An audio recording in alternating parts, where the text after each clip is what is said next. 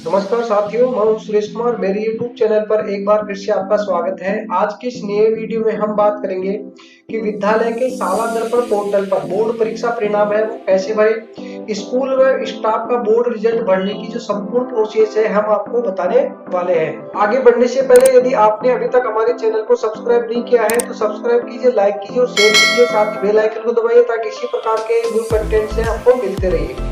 माध्यमिक शिक्षा राजस्थान बीकानेर ने एक पत्र जारी किया है जिसका विषय है राजस्थान इस शाला दर्पण पोर्टल पर कक्षा 10-12 की बोर्ड परीक्षा परिणाम का विवरण अपडेट करने बाबत।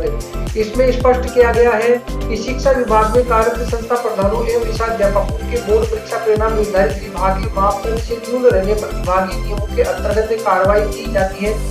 इस संबंध में सत्र 2020-2021-22 के दौरान विद्यालय की कक्षा 10 व 12 बोर्ड के परीक्षा परिणाम की प्रविष्टि हेतु शाला दर्पण पोर्टल पर मॉड्यूल प्रारंभ किया गया है। अतः सत्र 2021-22 के दौरान कक्षा 10 व 12 को अध्यापन कराने वाले अध्यापकों, व्याख्याताओं एवं संस्था प्रधान के प्रमाणित बोर्ड परीक्षा परिणाम दिनांक 29/9 से 1/10 तक शाला दर्पण पर परिणाम टेब के अंतर्गत बोर्ड परीक्षा परिणाम मॉड्यूल में प्रविष्ट कराकर लॉग करना सुनिश्चित करें।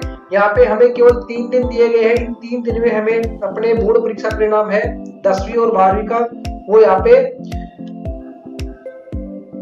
रिजल्ट टेब के अंतर्गत बोर्ड परीक्षा परिणाम मॉड्यूल है उसमें अपडेट करना है।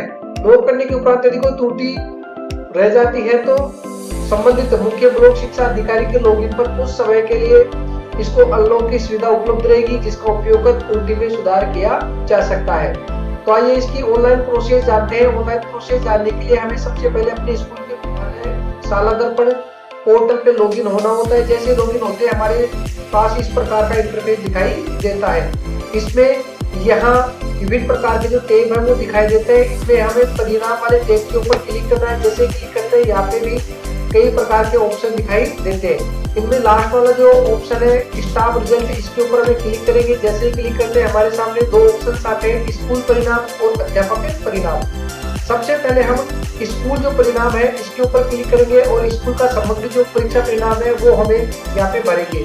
तो स्कूल परिणाम के ऊपर जैसे क्लिक करते हैं, जैसे ही स्कूल परिणाम के ऊपर क्लिक करते हैं हमारे सामने इस प्रकार का इंटरफेस है वो दिखाई देता है, जिसमें यहाँ पर स्कूल वाइज बोर्ड रिजल्ट है वो खुल जाता है। यहाँ पर आवश्यक दिशा निर्देश वो दिए गए हैं जिनका हमें पहले सावधानी पूर्वक अध्ययन कर लेना है।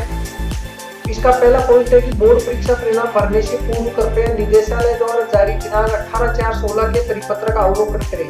इस परिपत्र को अवलोकन करने के लिए परिपत्र में दिए गए जो सूचनाएं हैं, बिंदु है, उनको देखने के लिए हमें यहाँ पे क्लिक किया तो डाउनलोड के ऊपर क्लिक करते हैं। जैसे ही क्लिक करते हैं परिपत्र है वो डाउनलोड हो जाता है।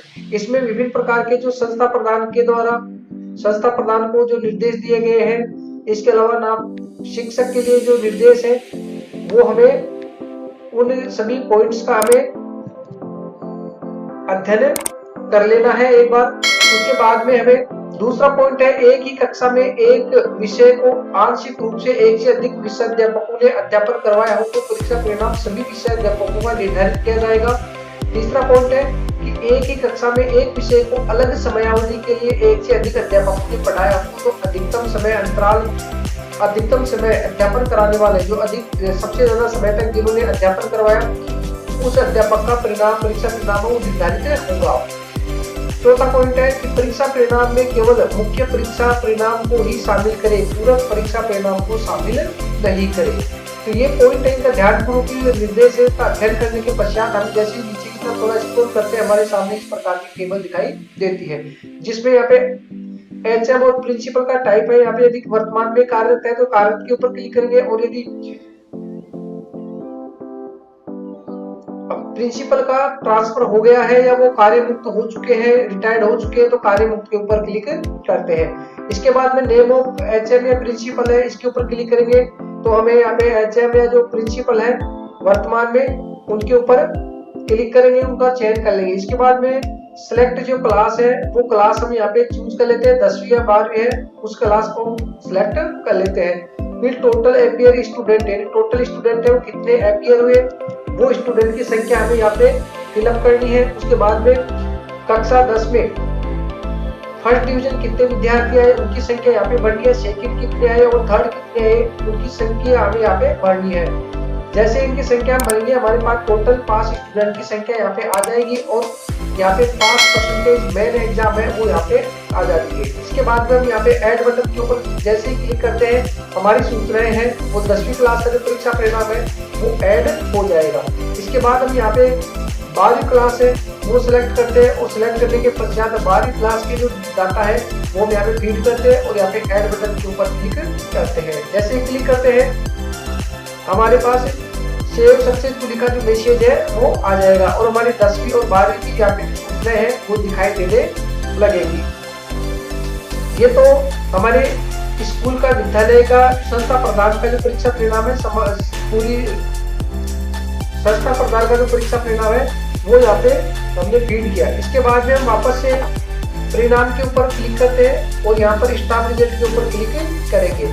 जैसे ही क्लिक करेंगे दो ऑप्शन आएंगे, स्कूल परिणाम में हमने फीडिंग कर दी है। इसके बाद में अध्यापक परिणाम है उसके ऊपर क्लिक करेंगे। जैसे ही क्लिक करेंगे हमारे पास वही आवश्यक दिशा निर्देश है वो आ जाते हैं, इनका अध्ययन कर लेते हैं। अध्ययन करने के पश्चात यहाँ पर जो टीचर्स टाइप है यदि वो वर्तमान में कार्यरत है तो कार्यरत के ऊपर क्लिक करेंगे और यदि उनका ट्रांसफर हो चुका है यहाँ से या फिर रिटायर्ड हो चुके हैं तो यहाँ पे कार्य मुक्त कर देंगे।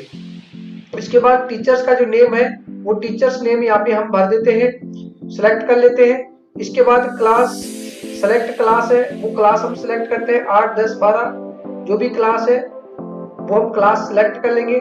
सब्जेक्ट है कि कौन से सब्जेक्ट है वो पढ़ाते थे बोर्ड क्लास में वो सब्जेक्ट यहाँ पे चूज कर लेते हैं। टोटल एपीयर स्टूडेंट है उसका चूज कर लेंगे। फर्स्ट कितने आए, सेकंड कितने हैं और थर्ड कितने हैं। यदि हम 8वीं क्लास का परीक्षा परिणाम भर रहे हैं ए ग्रेड कितने हैं, बी ग्रेड कितने हैं, सी ग्रेड कितने हैं, डी कितने हैं और ई ग्रेड कितने हैं। इसके बाद में टोटल पास स्टूडेंट है वो हमें यहाँ पे भरना है और पास परसेंटेज मेन एग्जाम है वो परसेंटेज यहाँ पे ऑटोमेटिकली आ जाती है। कार्मिक की वर्तमान स्थिति है वो यहाँ पे क्लिक करेंगे और ऐड बटन के ऊपर क्लिक करेंगे। जैसे ऐड बटन के ऊपर क्लिक करेंगे हमारी सूचनाएं हैं वो यहाँ पे ऐड हो जाएगी। इसी प्रकार से हमें क्लास है 8 और 12 का परीक्षा परिणाम है, संबंधित जो टीचर है उसका 8 और 12 का परीक्षा परिणाम है वो भी इसी प्रकार से ऐड करेंगे। जैसे ही ऐड करेंगे ऊपर की रो में वो ऐड होते जाएंगे और नीचे की रो एक वापस नई रो हमारे सामने उपलब्ध हो जाएगी। इस प्रकार हम प्रत्येक टीचर के प्रत्येक क्लास के सब्जेक्ट, प्रत्येक टीचर का प्रत्येक बोर्ड क्लास के उसके द्वारा पढ़ाए गए सब्जेक्ट का जो है परीक्षा परिणाम है यहाँ पे एंटर करेंगे। तो इस प्रकार से हमने जाना